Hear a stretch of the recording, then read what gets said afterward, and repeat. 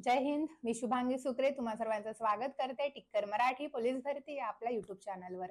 तर अलंकाराची सिरीज आपण चालू केलेली आहे. आजचा आपण अलंकाराचा 14 नंबरचा प्रकार पाहणार आहोत. प्रकार चालू करण्याआधी आपण या चॅनलवर जर नवीन असाल चॅनलला सबस्क्राईब करायचे, व्हिडिओ आवडत असेल व्हिडिओला लाईक करायचे आणि जास्तीत जास्त भरती देणाऱ्या विद्यार्थी मित्रांपर्यंत हे आपले व्हिडिओ पोहोचलेच पाहिजेत. ठीक आहे, ती जबाबदारी तुमची. ओके, तर आजचा आपण पाहणार आहोत अर्थालंकार. अलंकाराचा दुसरा मुख्य प्रकार आहे. अर्थालंकारामधला 14 नंबरचा प्रकार आज आपण इथे पाहणार आहोत. बघूयात काय आहे 14 नंबरचा प्रकार. नाव आहे सार अलंकार आणि याच्यावर हमखास प्रश्न विचारला जातो एक्झाम मध्ये. सार अलंकार म्हणजेच काय, तर वाक्यातील कल्पना चढत्या किंवा उतरत्या क्रमाने मांडून उत्कर्ष किंवा अपकर्ष साधला जातो तेव्हा सार हा अलंकार होतो. सार अलंकार कधी होतो सांगितलंय. तर एखादी कल्पना स्टेप बाय स्टेप सांगायची आहे, म्हणजे हे असं घडलं मग तसं घडलं मग तसं घडलं आणि मग असं घडलं, किंवा हे घडलं मग त्याच्या आधी हे घडलं होतं, आधी हे घडलं होतं, आधी हे घडलं होतं, स्टार्टिंगला हे घडलं होतं, असं चढत्या क्रमाने स्टेप बाय स्टेप किंवा उतरत्या क्रमाने स्टेप बाय स्टेप एखादी घडलेली गोष्ट सांगणं त्याला म्हणतात सार अलंकार.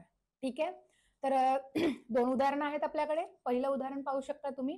विद्या जी काही आहे ना, विद्या विनयन शोभते म्हणतो ना आपण. नम्रता असेल आपल्या अंगी तरच ज्ञानाला महत्व असतं असा त्याचा अर्थ आहे. आपण फक्त बोर्डवर लिहायचं काम करायचं सुविचार, त्याचे अर्थ कधी लक्षातच घेतला नाही. कितीही मोठे व्हा तुम्ही, याच्याशी संबंध नाहीये त्याचा ऍक्च्युली, पण सांगते तुम्ही कितीही मोठे व्हा, कितीही मोठी पोस्ट कमवा, कितीही पैसा कमवा, पण तुमच्या अंगामध्ये विनयशीलता नसेल किंवा नम्रपणा नसेल तर त्या तुमच्या ज्ञानाला, त्या पैशाला काडीमात्रही किंमत नसते. त्याच्यामुळे आपल्या जवळ ज्ञान आहे, जेवढं तुम्ही डाऊन टू अर्थ राहाल तेवढं पुढे जाल आणि तेवढं रिलेशन मेंटेन होईल. ठीक आहे, येऊयात आपण. बघा, विद्येविना मती गेली. विद्या जी काही आहे, ज्ञान, स्टेप बाय स्टेप आपल्या आयुष्यातून जर विद्या गायब झाली, बाजूवाली नाही बरं, ज्ञान.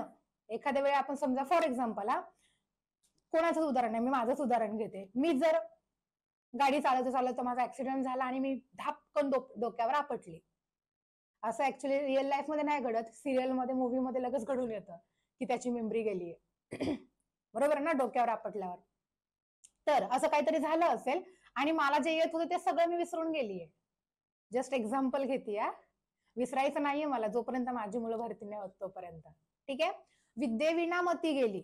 विद्या आपल्या जवळून निघून गेली, आपल्या जवळ जे ज्ञान होतं ते जर आपण विसरलो किंवा ते आपल्या जवळून निघून गेलं तर काय होतं. ज्ञान निघून गेल्यावर काय काय घडलं हे स्टेप बाय स्टेप सांगितले.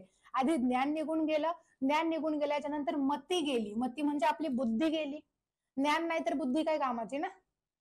विद्येविना मती गेली, मती विना नीती. आपल्या जवळ बुद्धीच नाही तर आपली जी नीतिमत्ता होती ती सुद्धा गेली. ठीक आहे, नीतिमत्ता गेल्याच्या नंतर नीतीविना गती गेली. गती म्हणजे आपल्या विकासाला, आपण जे काही बिझनेस करत असू किंवा कुठे एम्प्लॉय म्हणून काम करत असू किंवा घरी काही शेती वगैरे करत असू, तर त्या याला जो काही प्रोग्रेस होती जी आपली, ती प्रोग्रेस सुद्धा काय झालेली आहे, खुंटली आहे, गती गेली आपल्या प्रोग्रेसची. ठीक आहे, गतीविना वित्त गेले. जर आपल्या धंद्यामध्ये जर आपल्याला प्रोग्रेसच नसेल बिझनेसमध्ये तर वित्त गेले. वित्त म्हणजे पैसाच येणार नाहीये, बरोबर. गतीविना वित्त गेले आणि वित्ताविना जर आपल्या जवळ पैसा नसेल तर हात ओला तर मित्र भला. आपल्याला माहितीये कोणी तर आपल्या जवळ येणारच नाही, पण आपण आपल्याला सुद्धा पोहोचू शकत नाही अशी अवस्था आपली निर्माण होते. म्हणून जर पैसा आपल्या जवळून निघून गेला, वित्ताविना शूद्र खचले, म्हणजे तो व्यक्ती पूर्णतः खचून गेला.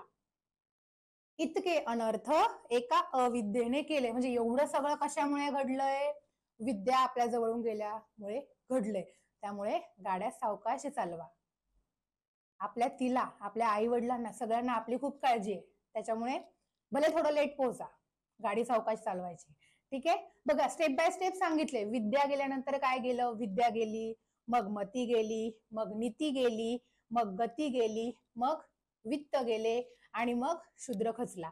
म्हणजे विद्या गेल्यापासून तर तो व्यक्ती खचेपर्यंत काय काय घडलं हे स्टेप बाय स्टेप इथे सांगितलंय, चढत्या क्रमाने सांगितलंय, म्हणून सार अलंकार होतो.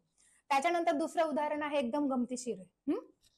बघा, आधीच मरकट. मरकट म्हणजे माकड चाळे करणारा. माकड, मरकट माकड शब्दाचा समानार्थी शब्द आहे, बरोबर. आधीच माकड चाळे करणारा व्यक्ती म्हणजे खूप मस्तीखोर व्यक्ती, खूप मस्तीखोर. स्टेप बाय स्टेप त्या व्यक्तीच्या बाबतीत सांगितले. तशातही मद्य प्याला म्हणजे तो व्यक्ती दारू प्यायल्यानंतर काय झालं हे कळतंय. आधीच मरकट, आधीच माकड चाळे करणारा व्यक्ती त्यातल्या त्यात दारू प्यायला, मद्य प्यायला. ऑलरेडी मस्तीखोर आहे, कसाही चालताना बोलताना कोणालाही कसाही बोलतो काही पण. आणि त्यातल्या त्यात तो दारू प्यायला, आणि दारू प्यायल्यावर काय होतं माहितीये? नसेल माहिती तुम्हाला, ठीक आहे, विचारा कोणाला तरी. तशातही मद्य प्याला आणि तसा तो घरी चालला होता. दारू प्यायल्यानंतर कशी माणसं एकदम रस्त्याने स्ट्रेट चालतात ना, अजिबात गाड्यांच्या मध्ये येत नाही, काय नाही, गाड्या त्या बाजूने चाललेत, दारू प्यायलेली माणसं मस्तपैकी एकदम स्ट्रेट चाललेत, कुठं वळणार नाही, कुठे काय नाही, एकदम मस्तपैकी जातात, बरोबर ना. आणि त्यातल्या त्यात त्याला विंचू चावलाय. झाला तशात जरी रुच्छिक दंश त्याला, आणि अशा सगळ्या परिस्थितीमध्ये त्याला विंचू चावलाय. नॉर्मल व्यक्ती जो एकदम माकडचाळे करत नाही, एकदम शांत स्वभावाचा व्यक्ती, कधीही दारू पित नाही, अशा व्यक्तीला जरी विंचू चावला तरी आपण कसं थाय थाय थाय थाय नाचतो.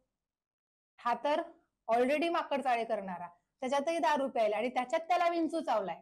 ही सगळी अवस्था जी त्याची झालेली आहे, तर ही अवस्था इथं चढत्या क्रमाने मांडली आहे, म्हणून सार अलंकार. ठीक आहे, तर ही उदाहरणं होती आपली सार अलंकाराची.